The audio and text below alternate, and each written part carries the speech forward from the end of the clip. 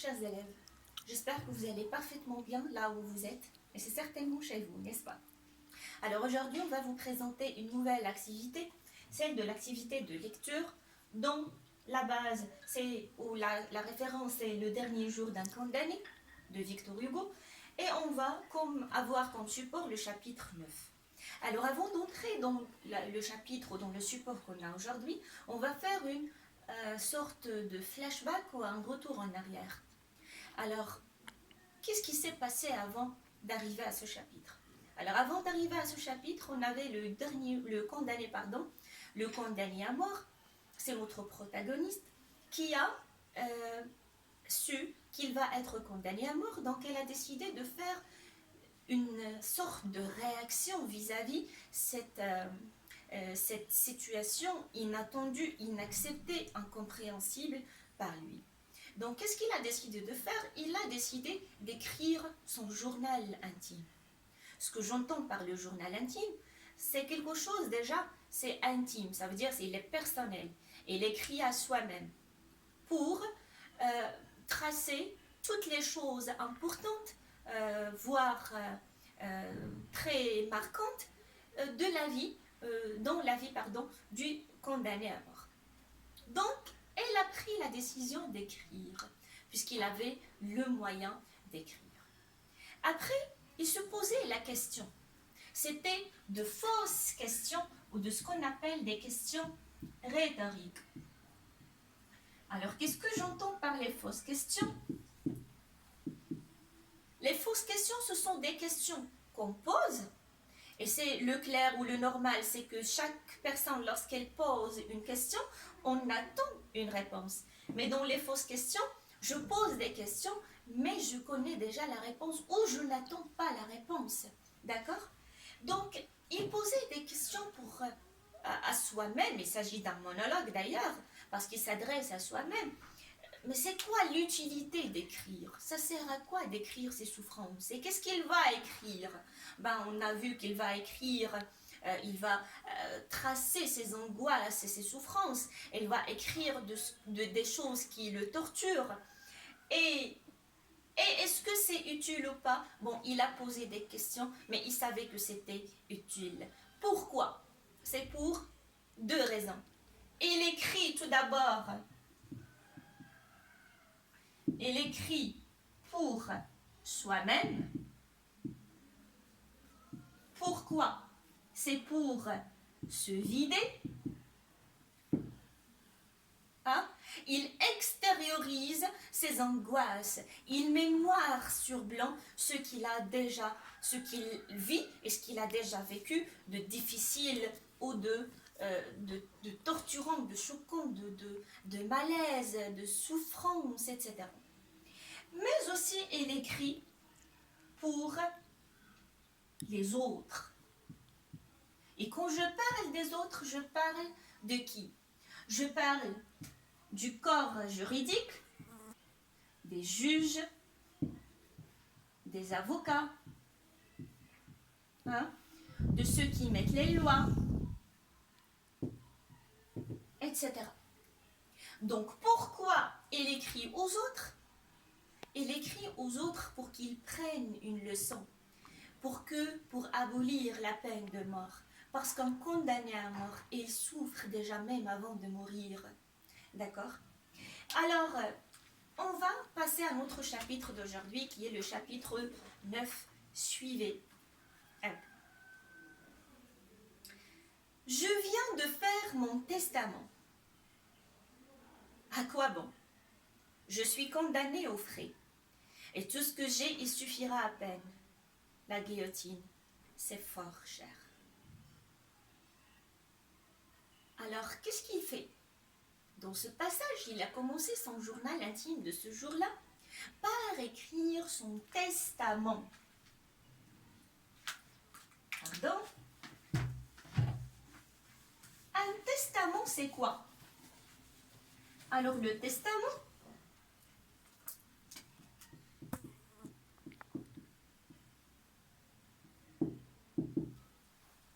quand quelqu'un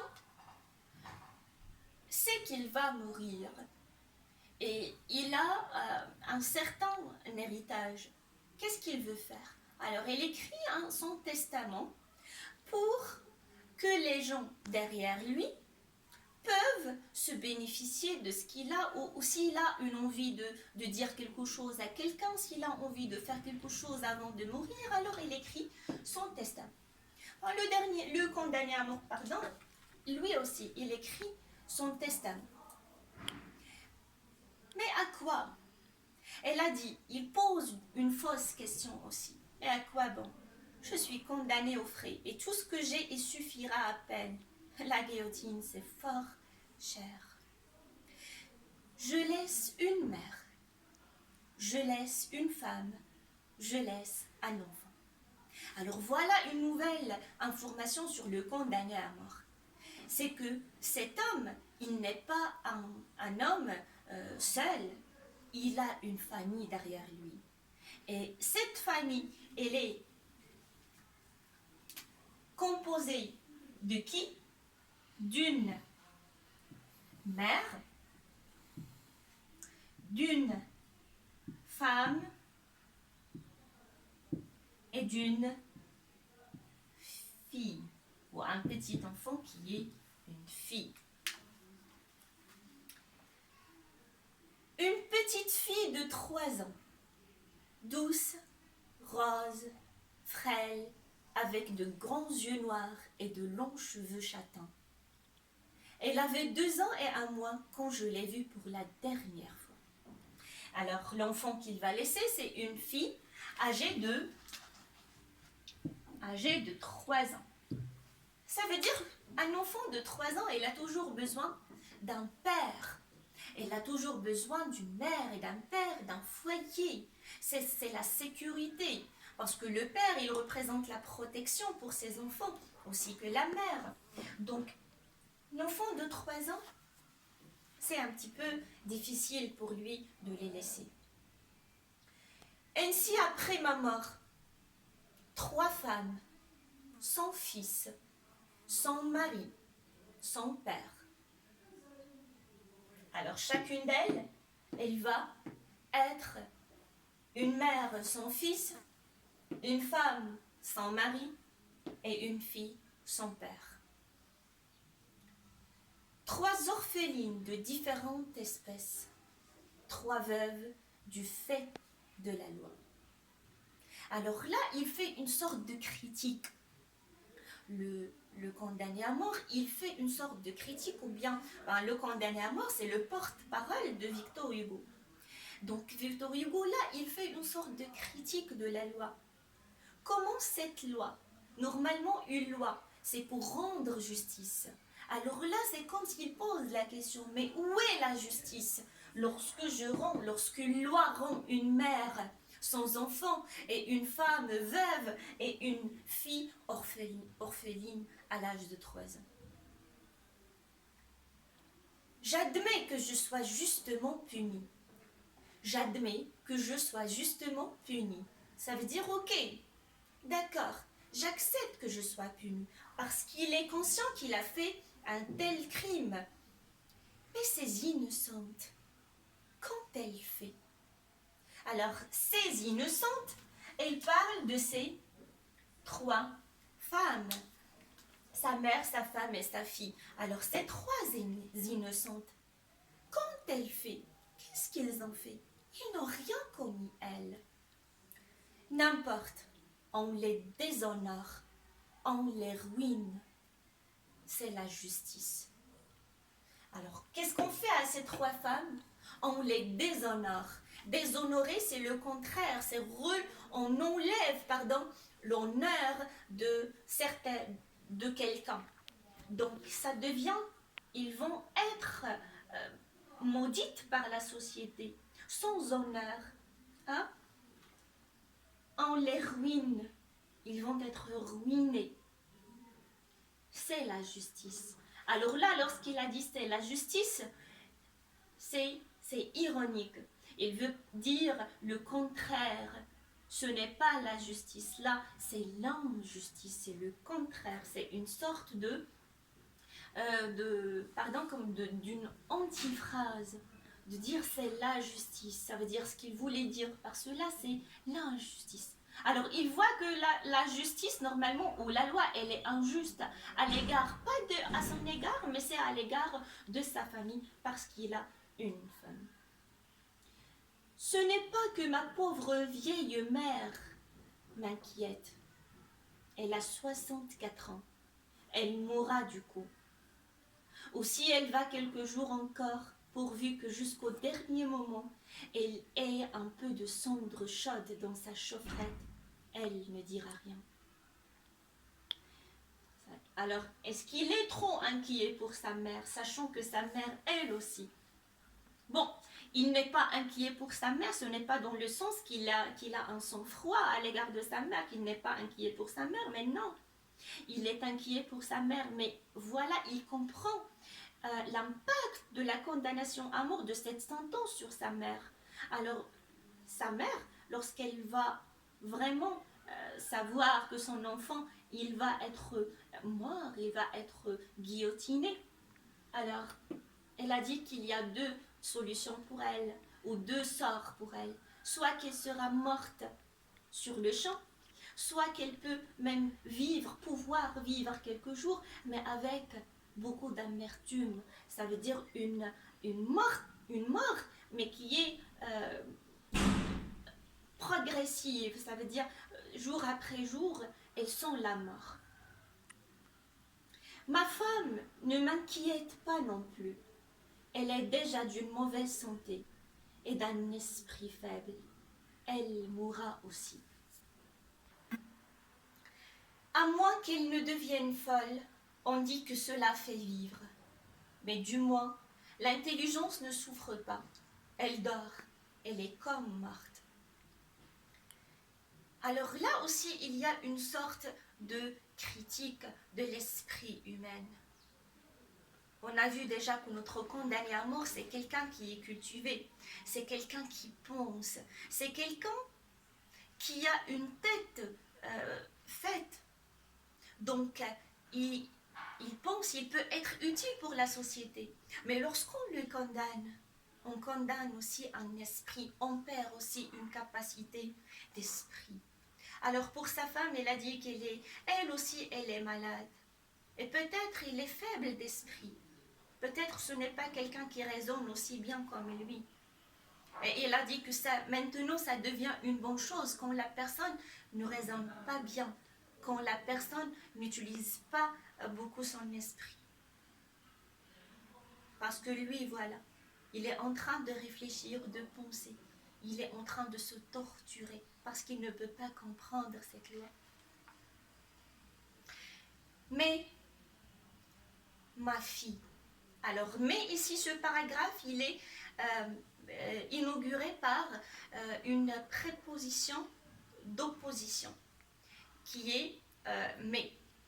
Alors, ce connecteur d'opposition veut dire, voilà, il y a une idée qui va être changée.